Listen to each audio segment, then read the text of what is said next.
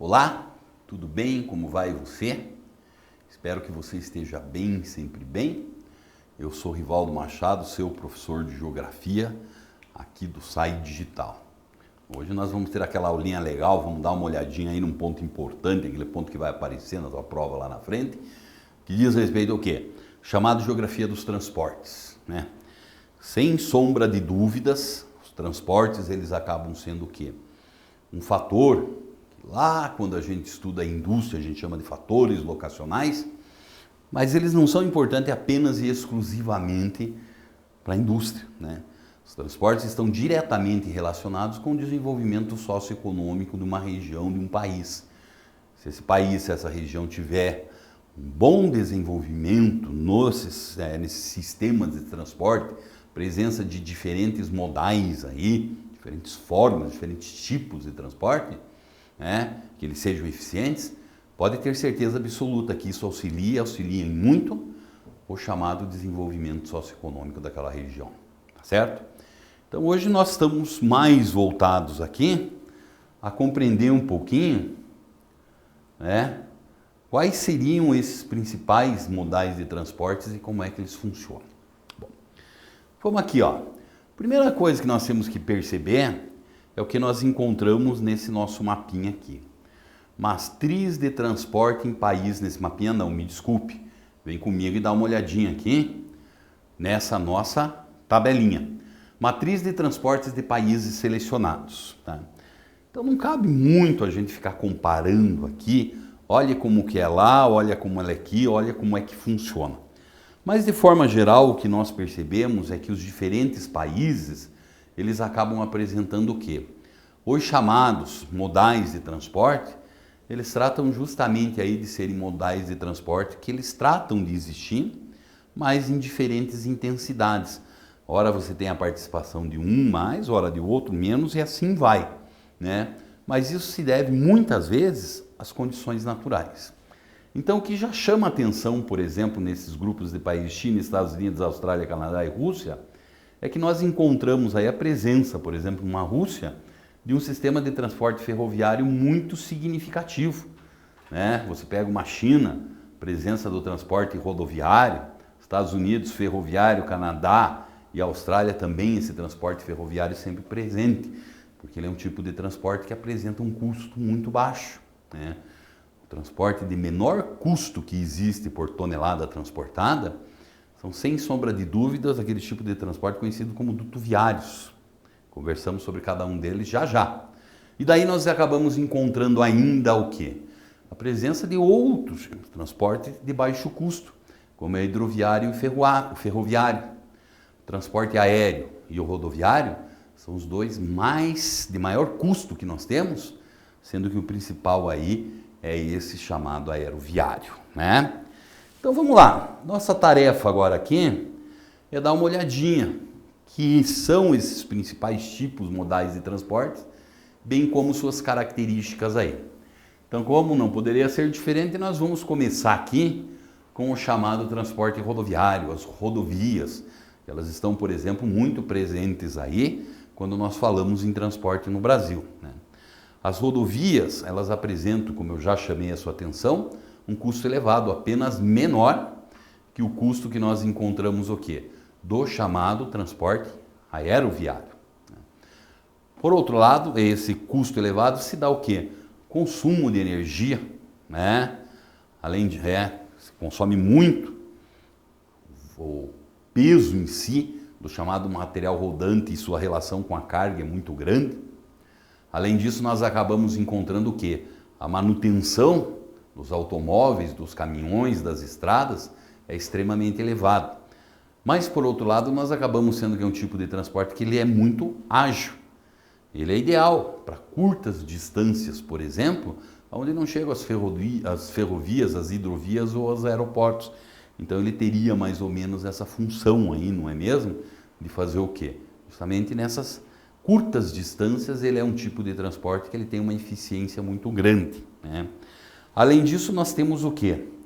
Também, o segundo modal de transporte, ele é conhecido pelo transporte ferroviário. Nossos famosos trenzinhos, metrôs e assim por diante. Um modal de transporte, que ele é um modal de transporte extremamente interessante, né? Principalmente porque nós encontramos ele um baixo custo, ou encontramos nele um baixo custo, certo? Por que isso? Porque essa relação entre consumo de energia e carga transportada acaba ocorrendo o quê? Ela é uma relação muito boa, se comparado, por exemplo, com as rodovias, né? Por outro lado, nós acabamos percebendo também o quê? Que ele é um tipo de transporte, o ferroviário, que ele acaba tendo uma baixíssima manutenção, né? O material rodante, os trens, os vagões e assim por diante, as próprias ferrovias, que acaba acontecendo com elas, elas também apresentam um custo de manutenção baixíssimo. Até muitas vezes, por exemplo, se comparado com as ferrovias, você tem um investimento maior na hora de sua construção, mas porém, manutenção baixa. Só que nós encontramos uma outra característica importante, que esse sistema de transporte ferroviário não pode ser adotado em qualquer país ou em qualquer região, né?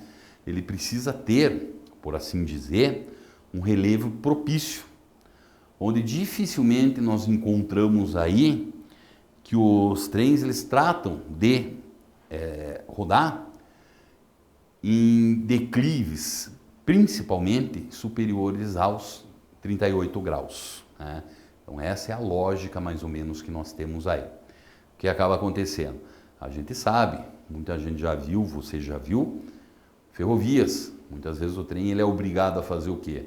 Você tem que criar um túnel, atravessar uma montanha de um custo elevadíssimo. Por conta de que isso? Justamente para você transpor o relevo, que senão se transformaria em uma coisa impossível. Mas sem sombra de dúvidas, principalmente nesses países de grande extensão territorial, nós acabamos tendo o quê? Que é um sistema de transporte muito viável aí. Peço desculpa.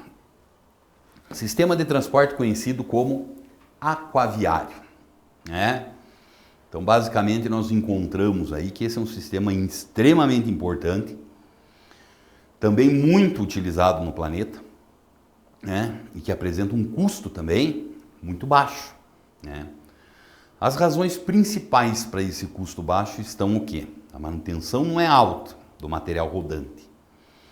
Além disso, nós acabamos encontrando também uma outra característica muito importante que diz respeito ao quê? As vias. A maior parte delas estão construídas, né?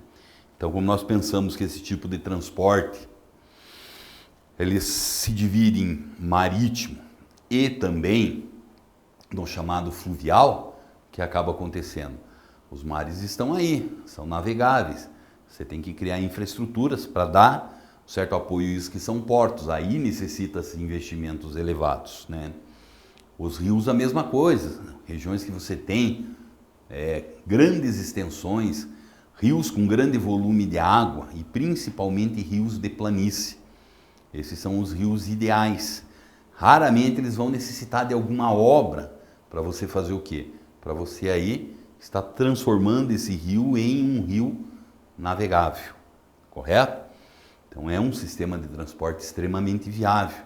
Como eu falei para você, ele é mais viável em que sentido? Justamente naquelas regiões onde nós acabamos aí encontrando a presença de rios de planície, rios de planalto, diferentes níveis, desníveis, né? Fica difícil de você navegar. Afinal, rio só sobe cachoeira no desenho animado. E daí acaba acontecendo o quê? Até existem obras de engenharia que muitas vezes tratam de transpor essas diferentes acidentes de relevo aí, né? Onde nós acabamos tendo que são as reclusas, só que muitas vezes essas reclusas elas têm um custo, essas obras de engenharia, uma coisa muito elevada, que se transforma em uma questão muito difícil muitas vezes aí, né? Mas não devemos esquecer, parte significativa do comércio no planeta, principalmente quando nós estamos vivendo agora, em uma economia cada vez mais interdependente no nosso planeta, uma economia cada vez mais globalizada. Então você faz a necessidade e esse tipo de transporte ele é muito significativo, principalmente o marítimo. E também ele é, quando praticado nos rios, Um fator que ajuda muito no desenvolvimento de uma determinada região. Só nós imaginarmos, por exemplo, a Europa, né? A Europa possui uma grande quantidade de rios de planície. E esse tipo de transporte, ele é um transporte que ele está muito presente em todo o continente europeu, né? Vamos lá. O que mais nós temos aqui? O chamado transporte aeroviário, né? Então nós sabemos muito bem que esse tipo de transporte, ele é aquele que apresenta o maior custo. Primeiro, o consumo de combustível é elevadíssimo. E acaba acontecendo o quê? Acaba acontecendo também que nós temos uma manutenção muito elevada, né? O avião em si é caro manter aquilo, né? E não dá para dar uma pisadinha na bola com o avião, né? Você vai pensar, por exemplo, o trem parou, tudo bem, a gente dá um jeito, o caminhão furou pneu, se dá um jeito, né? Mas o avião não pode passar por esses perrengues aí, né? Ele tem que andar sempre, ó, muito legal, manutenção sempre em cima, certo? Então, devido a isso, é um custo muito elevado. Mas, por outro lado, sem sombra de dúvidas, ele também é um sistema de transporte, que ele é um sistema de transporte muito importante. Por conta de quê? Ele é muito utilizado hoje em dia, principalmente como nós temos que transpor grandes distâncias e rapidamente. Diferente do que acontecia, por exemplo, pré-aviação no mundo. Quando você tinha que se deslocar, digamos, da Europa, da África para o Brasil, isso aí levava algumas semanas você dentro do navio. E agora nós sabemos que isso é feito em algumas horas.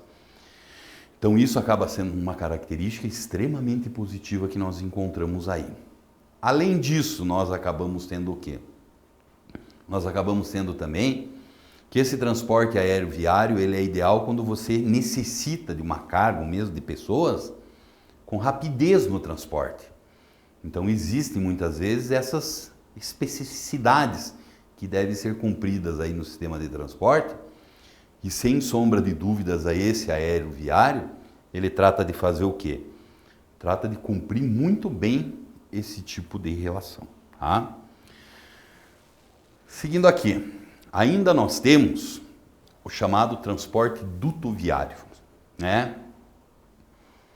Então esse tipo de transporte conhecido como dutoviário, ele é um transporte que vem crescendo no mundo inteiro, e eu já explico o porquê. Então são gigantescas tubulações. E por ali nós podemos transportar, por assim dizer, uma quantidade muito grande de produtos, né? Existem aquodutos, oleodutos, minerodutos, né?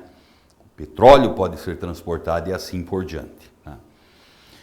Qual é a vantagem que nós encontramos desse transporte dutoviário hoje em dia, né? Vamos pensar assim, ele não é um sistema de transporte que ele necessita investimentos altíssimos, por exemplo, como uma ferrovia ou uma hidrovia, certo? Ele apresenta baixo impacto ambiental, construiu ele, impacta, mas o consumo de energia é um consumo de energia muito pequeno, porque você vai precisar o quê? Bombear esses diversos produtos. Geralmente essas bombas, elas acabam fazendo o quê? Elas têm a origem de sua energia na eletricidade, que você pode produzir de formas mais limpas que, por exemplo, o petróleo, né? Somado a isso, nós acabamos tendo o quê? Ainda nós acabamos tendo que todo esse lado positivo para o meio ambiente, ele é um sistema de transporte que é eficaz, né? Então, dificilmente, problemas relacionados, por exemplo, com o clima, a neve, a tempestade, que poderiam afetar outros tipos de transporte com uma facilidade muito grande, o duto está lá. Ele continua transportando e transportando muito bem, muito legal. Então não existe problema nenhum quanto a isso. É claro que é grande elemento dificultador do chamado transporte dutoviário é que ele não pode ser utilizado para todo tipo de carga ou transporte de pessoas. Então são tipos muito específicos, mas mesmo esses tipos muito específicos aí, eles acabam fazendo o quê? São utilizados e utilizados em grande quantidade. Tudo bem? Tudo legal? Então tá bom. Um grande abraço para você.